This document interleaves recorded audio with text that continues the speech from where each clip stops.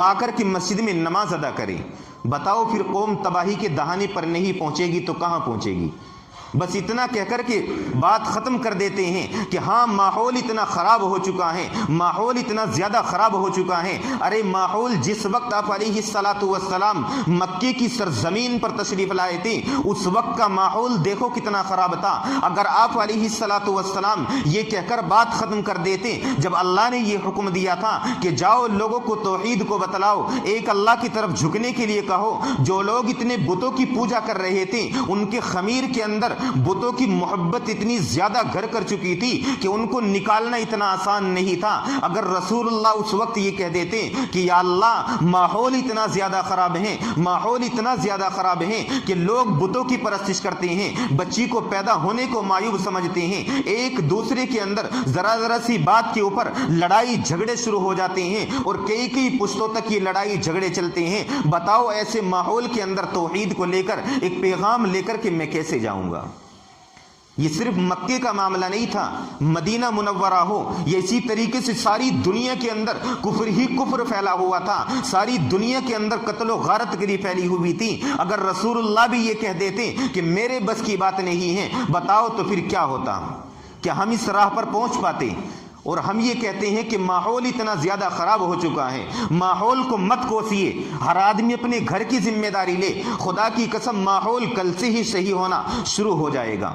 ہر آدمی اگر اپنے گھر کی ذمہ داری لے لے گا کہ ہاں اپنے بچوں کی خبر لے گا. ورنہ اگر آپ یہ سمجھتے ہیں آپ کے بچے دنیا میں آپ کے لیے رسوائی کا باعث بنیں گے، ایسا نہیں ہے کہ صرف دنیا تک ہی محدود رہے گا، آخرت میں بھی آپ کو اس کی سزا بھگتنی پڑے گی. جب بچے کی بدتمیزی حد سے زیادہ پہنچ جاتی ہے، بہت سے ماں باپ تو یہاں تک کہہ دیتے ہیں کہ کاش میرے اولاد ہی نہ ہوتی، کاش میرے اولاد ہی نہ ہوتی، اس سے بہتر تھا کہ ایسی اولاد اللہ پیدا ہی نہ فرماتا. اس طریقے کے الفاظ کیوں نکالتے ہیں والدین؟ اس وجہ سے کیونکہ اولاد والدین کو پریشان کر کر کے یہاں اس حد تک پہنچا دیتی ہیں. لیکن اس کا مطلب یہ نہیں ہے کہ یہ دو الفاظ کہہ کر کے آپ نے پلہ جھاڑ لیا، ایسا کچھ بھی نہیں ہے. ابھی تو شروعات ہیں. میدان محشر میں الگ حساب و کتاب ہونا ہے. وہاں اللہ جب پوچھے گا، جب میدان محشر میں کھڑے ہو کر اب تک تو لوگوں کے سامنے آپ یہ کہہ کر کے بات ختم کر دیتے ہیں کہ ہاں میرا بچہ میری بات نہیں مانتا ہے، میری ایک بات نہیں مانتا ہے. جب میدان محشر میں کھڑا ہو کر آپ کا بچہ آپ کا گریبان پکڑے گا اور آپ سے یہ کہے گا بتا تو نے مجھے اسلامی تعلیم سے آراستہ کیوں نہیں کیا تھا، بتا تو نے مجھے محمد کا طریقہ کیوں نہیں سکھایا تھا، بتا تو نے مجھے شریعت محمد یا کیوں نہیں سمجھایا تھا، کلمہ توحید تو نے مجھے کیوں نہیں سمجھایا تھا.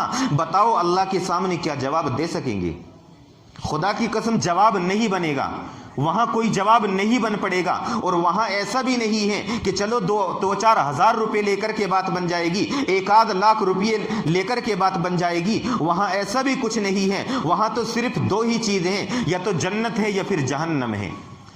اسی لیے تو اللہ نے قرآن کریم کے اندر کہا ہے یا ایھا الذین آمنوا قوا انفسکم واہلیکم نارا وقودھا الناس والحجارہ اعدت للکافرین، کہ ایمان والو جہاں تم اپنی فکر کر رہے ہو کہ میں خود جہنم سے بچ جاؤں، اپنے گھر والوں کی بھی فکر کرو، اپنی بیوی بچوں کی بھی فکر کرو، اپنے خاندان کی بھی فکر کرو کہ میرا بھائی کہاں پر جا رہا ہے، میرے بیوی بچے کہاں پر جا رہے ہیں. ان تمام کی بھی خبر لو، تب جا کر کے تم جنت کے مستحق بنو گے، ورنہ جنت کی خوشبو بھی ہاتھ نہیں لگے گی.